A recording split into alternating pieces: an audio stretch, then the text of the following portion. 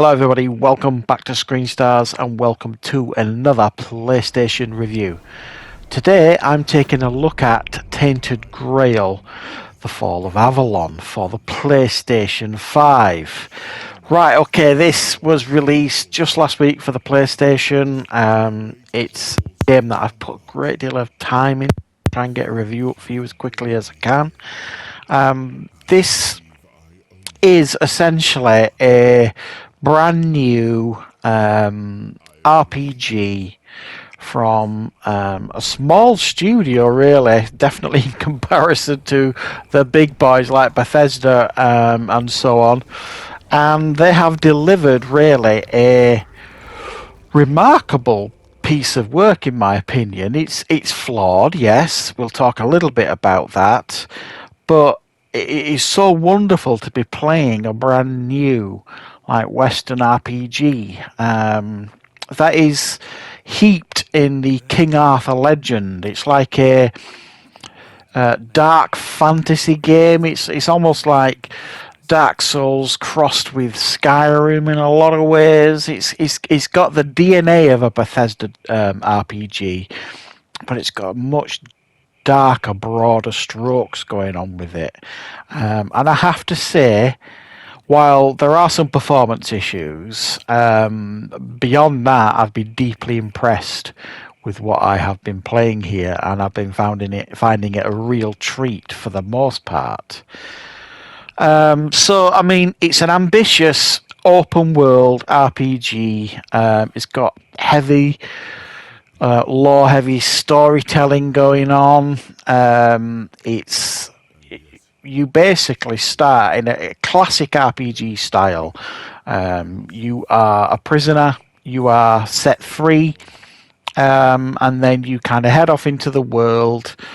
And you essentially, when you escape, you get like a fragment of King Arthur's soul kind of attached to you, and there are those within this world that don't want King Arthur to come back, and there are those that are desperate for him to come back. And it's a kind of choice and consequence heavy game, really. You know, what are you going to do?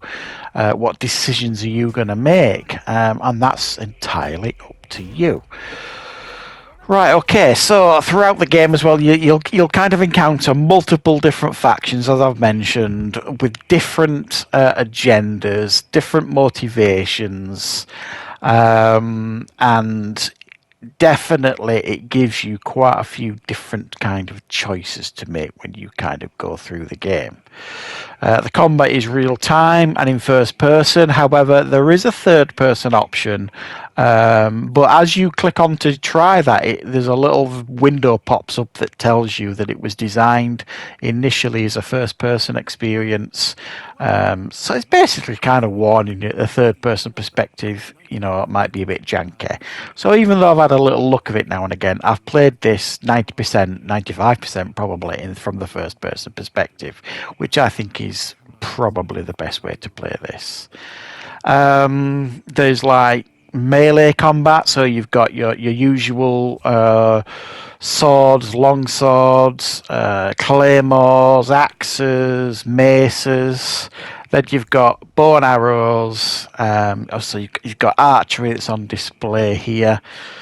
And then there's magic, obviously. But there is... you can kind of mix it up. If you want to be just a warrior sort of thing with sword and shield, you can do that. But if you want to kind of mix a bit of magic with sword play, you can kind of have a sword in one hand, and then in the other hand you can have like a spell running at the same time. So it allows you to kind of play the game how you want to play the game and mix it up, which is good. The RPG systems, I think, offer quite a lot of depth here. You've got perks, you've got stat progression, you've got gear customization, you've got different builds that you can experiment with. You can craft potions, you can upgrade your weapons, you can modify your character, whether you want to be like a stealthy character, brute force, spell casting. It works quite well, however you kind of want to build your game, sort of thing. There is like a night and day cycle. So during the day, you've got enemies that you'll encounter, obviously. But at night, there's something called the weirdness. And there's like this fog that descends during the night, and while you don't have to explore during the night, you've got like what's called campfires, so you can kind of stay by your campfire until morning, rest till morning. You can do a bit of cooking, that kind of stuff. But if you do explore in the weirdness, there is rewards to be had. The enemies are a little bit more difficult. They're kind of possessed, I suppose is the best way to put it. But if you take them down, you will get some rewards. So you'll kind of pick up these items that need to be identified, and you can do that then at your campfire while you're resting. And you can kind of get some very, very powerful equipment, armor, weapons, that kind of stuff, if you kind of are brave enough to kind of explore and get into combat during the weirdness during the night. So I mean, essentially it's three different zones really in the game, and they're all kind of open world. So there's like three different hubs, open world hubs, for you to explore.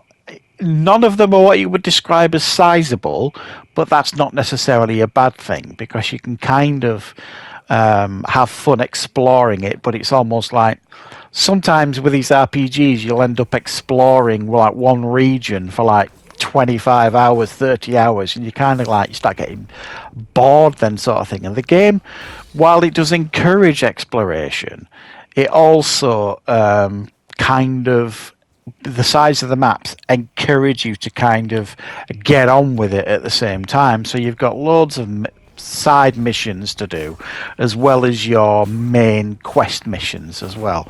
And while I've not a great deal of the side quests are what you would describe as deep or anything like that, they're certainly quite interesting. There's some, I think, that are quite tongue-in-cheek. It's almost like it's winking at you, in a sense of, there are some missions that you do where they're clearly making fun at some of the missions you've got to put up with in RPGs in general. And obviously I'm not going to spoil that here, but I did appreciate the sense of humour that the game had as well sometimes. No issues with any of the load times or anything like that, really. So far, me personally, I've only had one crash while I've been playing it. A big issue for a lot of people seems to be, there's lots of reports with this game about the performance. And while, yes, okay, at times there are frame rate drops and times a little bit of screen tearing here and there, there's also a lot of settings for this being a PlayStation game. You can change the resolution, you can change whether you want performance, quality. There's an awful lot of options to go at in the menu, more so than a lot of PlayStation games I've played. So you can kind of tweak it to see what gets the best out of it. Me personally, I'm quite a tolerant gamer, so I've not really had anything that has really bothered me massively. It depends on the kind of gamer that you are. If you're not a particularly tolerant gamer and you expect perfection when you play a game, you might want to wait a few weeks for a few more patches. But you have to remember, this is not a AAA title. It's been made by a much smaller studio. It's not a full price game. I paid $36.99 for this in the UK, and I think for the content and the quality of the game that you're getting for that, I think personally that is exceptional value for money. That is just my opinion. So, I mean, obviously, carrying on with this, you've got the combat, I think, is very, very good. They're quite meaty, the strikes. It feels like you're actually hitting something. The blocks I really like. They feel like they actually work. You've got executions that you can do as well. If you stagger an opponent, you can kind of do like an execution move on them. I like the design of a lot of the equipment and armor. And like I say, you can upgrade a lot of them, or you can add relics to them to make them more powerful. And it really does allow you to kind of have fun with the whole how you want to equip your soldier. You know, quite fairly early on in the game, I had a sword I was very, very happy with, and I couldn't see myself changing that sword for quite a while. And then it like a couple of hours later, I'm like, oh my god, look at this weapon, and you're like, oh, this is so much better than the other one I just had, and you can feel the difference. In the weapons when you get a significant one, significantly better one than the one you previously had. The majority of weapons and armor that you pick up, you will not get the full effect of them until you kind of meet the criteria of that weapon. So it might say, for you to get the best out of this weapon, you need to be strength 6, dexterity 4 or something, and then you will kind of trigger the best effects of that weapon. So some weapons will give you like a buff. They might increase your attack speed, or they might improve your stamina, that kind of stuff, but they won't do that unless you kind of meet the requisites of that weapon. It's For me, I've been really impressed with this game. I think the art style is really good. It's like, it's like a dark fantasy RPG. I love the fact that it's got, Arthur and King Arthur and the Round Table stuff going on in it. I love all that. King Arthur and Camelot. It works really well with that. It kind of gives you significant choices to make fairly early on in the game that I think, you're never really sure how it's going to turn out. You're not sure if Arthur's a good guy or a villain. You're not sure if this other person that helped you get out of the prison is there to help you or hinder you. The story's pretty good here. I'm quite into the story. And for me personally, I think the game looks very, very good indeed. And I really do appreciate the ambition of this game and the effort that's gone into it. And like I say, okay, there are some performance issues, but I don't describe them as game-breaking performance issues. I think it runs pretty well for me personally on the PlayStation 5. I'm giving this a solid 8 out of 10. It's really refreshing to see a new RPG on the market. So I hope you enjoyed this review. Thank you very much for joining me. I'll see you all very, very soon.